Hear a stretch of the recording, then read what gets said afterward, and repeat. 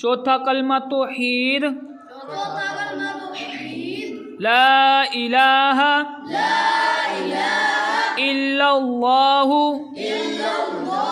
لا الہ الا اللہ وحدہ لا شریک لہ، وحدہ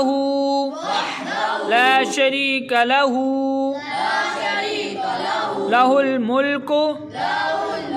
وَلَهُ الْحَمْدُ، لَهُ الْمُلْكُ وَلَهُ الْحَمْدُ يُحْيِي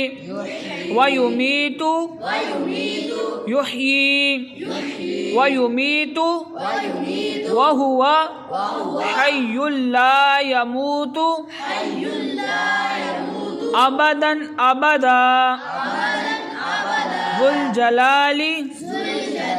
والإكرام بيده الخير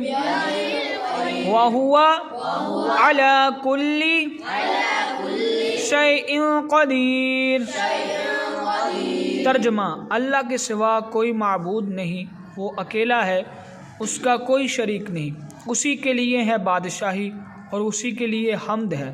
وہی زندہ کرتا اور مارتا ہے اور وہ زندہ ہے، اس کو ہرگز کبھی موت نہیں آئے گی، بڑے جلال اور بزرگی والا ہے، اسی کے ہاتھ میں بھلائی ہے اور وہ ہر چیز پر قادر ہے۔